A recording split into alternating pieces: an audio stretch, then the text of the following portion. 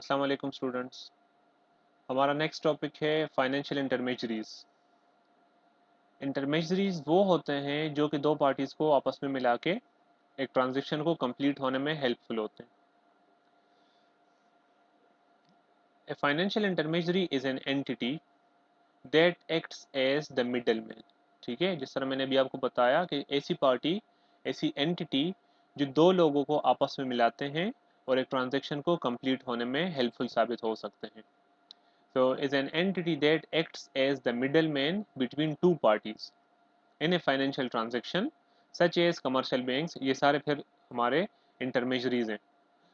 Commercial banks किस तरह helpful होते हैं? देखें, एक पार्टी वो है, बार बार इस पे बात हो गई है, सरप्लस इकोनॉमिक यूनिट और डिफिसिट इकोनॉमिक यूनिट। तो ये दो पार्टीज हो गई, ये आपस में कैसे मिलेंगे? अब मेरे पास पैसा है, एक एक दूसरा बंदा है, वो बिजनेस तो शुरू करना चाहता है लेकिन उसके पास पैसा नहीं है, तो मैं क्या करूं? पैसा उठा के उसे दे दूं, वो पैसा लेके भाग गया तो मैं क्या करता हूँ, मैं पैसा लेके बैंक में डालता हूँ और बैंक वाले फिर अपनी रिस्क पे, अपनी रिस्पॉन्सिबिलिटी पे किसी को ये पैसा आगे कर्ज पे दे देते हैं, सूद पे।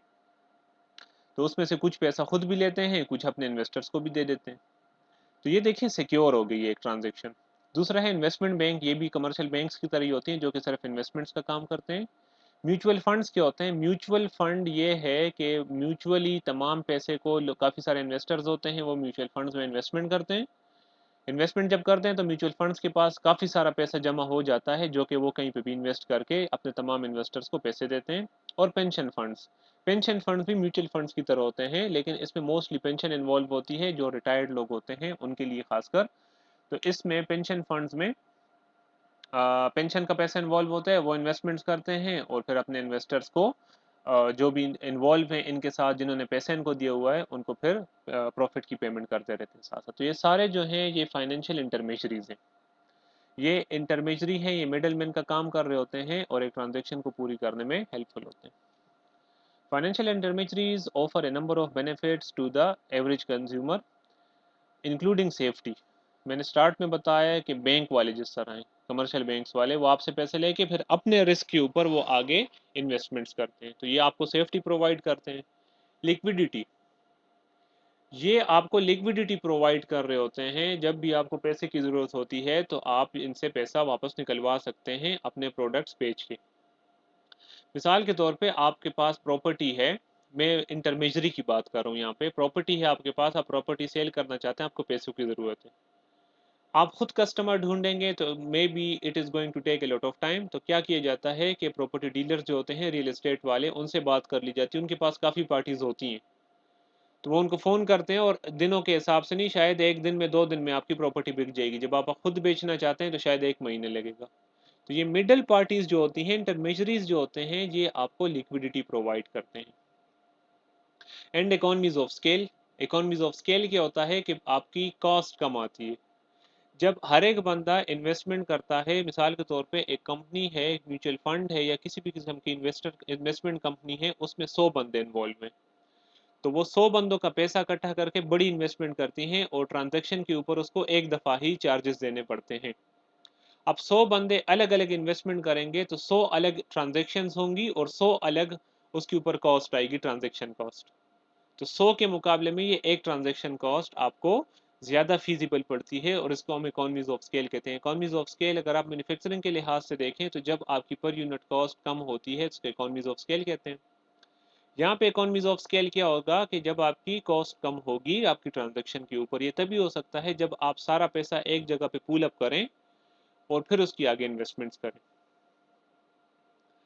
अच्छा, involved in banking and asset management, although in certain areas such as investing, advances in technology threaten to eliminate the financial intermediaries। आजकल आपको पता है कि मोबाइल्स के थ्रू, इंटरनेट के थ्रू, कंप्यूटर्स आ गए हैं, काफ़ी सारी टेक्नोलॉजी आ गई है और ये मिडल मैन जो है इनकी वैल्यू कम हो गई है। ठीक है, आप डायरेक्टली कोशिश करते हैं इन्वेस्टमेंट्स करने की और डायरेक्टली इन्वेस्टमेंट करके खुद ही सारा पैसा कमाते हैं, लेकिन वो रिस्कियर भी ज़्यादा होता है और आपके एक्सपीरियंस भी इतना नहीं होता जितना इन इंटरमीडियरीज को होता है, मिडल मैन को होता है। तो एक तरफ तो आपकी जो ट्रांजैक्शन कॉस्ट है वो कम हो रही है क्योंकि आप खुद ट्रांजैक्शंस कर सकते हैं, इन्वेस्टमेंट्स कर सकते हैं, लेकिन दूसरी तरफ ये आपके लिए थोड़ा सा रिस्की भी हो जाता है due to lack of information. Middle man का तो काम ही यही होता है, फाइनेंशियल इंटरमीडियरीज का तो यही काम होता है कि वो सारे यही लोगों से पैसे लेके आगे इन्वेस्ट करते हैं, तो उनके पास मार्केट की सारी इन्फॉर्मेशन होती है, they are very much informed people. तो फायदा भी है, तो हर एक फायदे के साथ थोड़ा नुकसान भी तो होता है, तो नुकसान भी आपको हो सकता है due to lack of information. अच्छा, फिर फाइनेंशियल इंटरमीडियरीज के बेनिफिट्स हैं, तो बेनिफिट्स आपकी राइटिंग के ऊपर डिपेंड करता है कि आप इसकी बेनिफिट्स कैसे लिखते हैं। आप इसके बेनिफिट्स लिख सकते हैं इन्वेस्टर्स के लिए भी, इसके बेनिफिट्स लिखते हैं on the basis of financial intermediaries के लिए भी, और इसके बेनिफिट्स लिख सकते हैं फॉर द इकोनॉमी भी, कि मतलब इकोनॉमी के लिए किस तरह हेल्पफुल हो सकते हैं। तो डिपेंड करता है कि वर्डिंग पे, आपकी वर्डिंग के ऊपर। बाकी इसकी बेनिफिट्स यही हैं, आप किसी भी तरह उसको लिख सकते हैं। Through a financial intermediary, savers can pool their funds, enabling them to make large investments, which in turn benefits the entity in which they are investing. Savings थोड़ी थोड़ी होती हैं, वो इकट्ठी करके बड़ी अमाउंट जनरेट कर दी जाती है इन कंपनीज की तरफ से, और फिर बड़ी इन्वेस्टमेंट्स की जाती हैं। जितनी बड़ी इन्वेस्टमेंट होगी उतने बड़े प्रॉफिट कमाने के चांसेस हो सकते हैं, उतने ज़्यादा प्रॉफिट होगा, वो प्रॉफिट फिर इन लोगों को, इन्वेस्टर्स के भी आपस में डिस्ट्रीब्यूट कर दिया जाता है, और इससे कंपनी को भी फायदा होता है। बड़ी अच्छी खासी कंपनी चल रही होती है, काफ़ी सारे लोग उसमें जॉब कर रहे होते हैं। At the same time financial intermediaries pool risk by spreading funds across a diverse range of investment and loans. आपको एक फैसिलिटी जो देती है कि आपसे पैसे लेके उसकी इन्वेस्टमेंट करती है, दूसरा क्या करते हैं, रिस्क को भी डाइवर्सिफाई करते हैं। रिस्क को डाइवर्सिफाई कैसे करते हैं, उसको रेंज ऑफ इन्वेस्टमेंट्स, मुख्तलिफ जगह पे इन्वेस्टमेंट करके और मुख्तलिफ लोन्स में इन्वेस्टमेंट करके वो पैसा जनरेट करने की कोशिश कर रहे होते हैं। अभी आपके पास 10 लाख रुपए हैं, तो ये 10 लाख रुपए आप प्रॉपर्टी में बंद करेंगे, किसी को लोन देंगे या कहीं पे इन्वेस्टमेंट करेंगे। लेकिन जब आप कंपनी में पैसा जमा कराते हैं, तो मिसाल के तौर पर 100 लोग हैं, 100 लोगों के पास 10-10 लाख रुपए हैं, तो ये 10 करोड़ रुपए बन गए। अब 10 करोड़ रुपए काफ़ी अमाउंट है, इस पे आप प्रॉपर्टी भी ले सकते हैं, इस पे आप लोन भी दे सकते हैं और कहीं और भी इन्वेस्ट कर सकते हैं। तो इस तरह से आप मुख्तलिफ जगहों पे इन्वेस्टमेंट्स करते हैं, तो आपका जो रिस्क है वो डाइवर्सिफाई हो जाता है। Loans benefit households and countries by enabling them to spend more money than they have at the current time। ठीक है, लोन्स जो हैं वो बेनिफिट करते हैं किन को, कंज्यूमर्स को, हाउस होल्ड्स को। ठीक है, किस तरह से हेल्प कर सकते हैं, जब वो कर्जा उठाते हैं तो उनकी स्पेंडिंग ज़्यादा हो जाती है। जब भी स्पेंडिंग्स बढ़ती है, तो स्पेंडिंग्स लोग किस पे करेंगे, लाजमी बात है चीज़ें ही खरीदेंगे, तो जब चीज़ें आप खरीदते हैं तो मार्केट में उन चीज़ों की डिमांड बढ़ जाती है, और डिमांड के साथ मार्केट में प्रोडक्शन ज़्यादा हो जाती है, और आपकी जीडीपी और इकोनॉमी के ऊपर बड़ा पॉजिटिव इफेक्ट आता है इसका।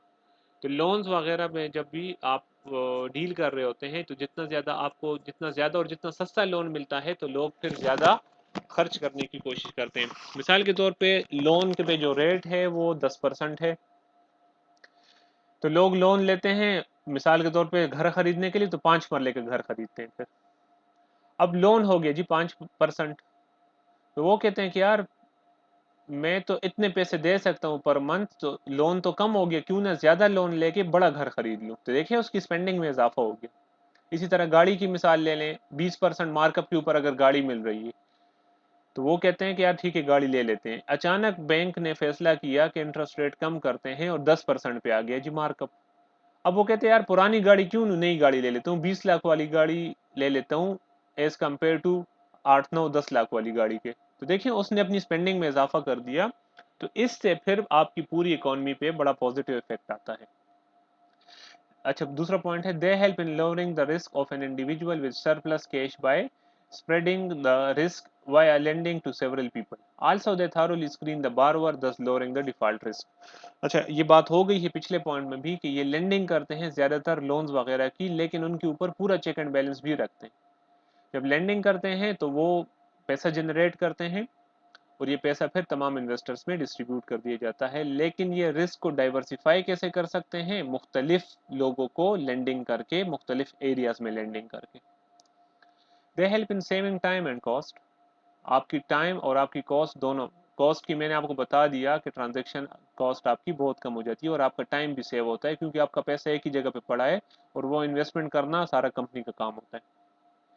Since these intermediaries deal with a large number of customers, they enjoy economies of scale। economies of scale पे भी बात हो गई Since they offer a large number of services, it helps them customize services for their client. अच्छा, ये अपनी जो वो हैं जो सर्विसेज प्रोवाइड कर रहे हैं अपने कस्टमर्स को, उसको कस्टमाइज भी कर सकते हैं. कस्टमाइज मीन्स उसमें चेंजेस भी ला सकते हैं according to the demand of the customers, क्योंकि मेरा मेन मकसद तो कस्टमर्स के साथ ही है ना. वो पैसा देंगे तो मैं आगे इन्वेस्टमेंट करूंगा. तो कभी कभार ये अपनी जो पॉलिसीज हैं या जो बनी हुई हैं उसको फ्लेक्सिबल रखते हैं ताकि उसको कस्टमाइज भी किया जा सके. For instance, banks can customize the loan for small and long-term borrowers or as per their specific needs. Similarly, insurance companies customize plans for all age groups. Insurance companies की आप मिसाल ले लें, अगर वो यंग लोगों का इंश्योरेंस कर रहे हैं तो 20 साल 25 साल का इंश्योरेंस करते हैं. लेकिन अगर वो एजिड लोगों को करते हैं तो फिर वो ज़रा कम टाइम के लिए करते हैं. Depends upon their. देखें, लाइफ एक एवरेज लाइफ होती है तो उसके मुताबिक ही वो सारी प्लानिंग कर रहे होते हैं और वो हर लिहाज से अपने आप को पहले सिक्योर करते हैं. बाद में फिर कस्टमर्स को कुछ ना कुछ फैसिलिटी देते हैं. तो कस्टमाइज होती हैं इनकी policies. They accumulate and process information. अच्छा, ये बहुत इंपॉर्टेंट होता है जब भी आप मार्केट में इन्वेस्टमेंट करते हैं तो उसके लिए आपके पास मार्केट की इन्फॉर्मेशन का होना बहुत ज़रूरी है. तो आप अगर तमाम इन्फॉर्मेशन खुद लेके बैठ जाएंगे या जमा करना शुरू करेंगे तो बहुत टाइम वेस्ट होगा आपका. इन फाइनेंशियल इंटरमीडियरीज का काम ही इन्वेस्टमेंट्स करना है लोगों से पैसे लेके. तो इनके पास इंफॉर्मेशन बहुत होती है. इंफॉर्मेशन इकट्ठी करके उनको प्रोसेस करके जहाँ पे उनको बेस्ट लगता है वहाँ पे इन्वेस्टमेंट करते हैं. दे प्रोवाइड लिक्विडिटी की बात मैंने आपको कर दी कि जिस तरह प्रॉपर्टी डीलर्स होते हैं इसी तरह ये भी लिक्विडिटी प्रोवाइड करते हैं. अगर आपको पैसा जल्दी चाहिए तो ये एकदम से आपको पैसा प्रोवाइड कर सकते हैं सिक्योरिटीज बेच के. They reduce risk by diversifying their investment. इस पे भी बात हो गई है. ठीक है, तो ये था हमारा आज का टॉपिक. फाइनेंशियल इंटरमेडियरीज कौन होते हैं? They are the middle party, जो दो बंदों को आपस में मिला के ट्रांजेक्शन को पूरी करने में हेल्पफुल होते हैं. फिर हमने इस पे बेनिफिट्स भी बात कर ली. अच्छा, क्वेश्चन पे डिपेंड करता है कि क्वेश्चन किस तरह आया है तो उसके मुताबिक ही आपने फिर इसके बेनिफिट्स लिखने होंगे. What are the benefits for the investor? तो ये कलेक्टिव सवाल हो गया फिर. ठीक है, इसके फिर आपने इन्वेस्टर्स के लिहाज से इसके बेनिफिट लिखने. फॉर द इकोनॉमी तो फिर आपने अलग से लिखने होते हैं. ठीक है, सिर्फ आपकी वर्डिंग का फर्क आ जाता है. बाकी जो इंटरमीडियरीज उनका काम तो सेम ही है, मिडिल पार्टी का काम करना.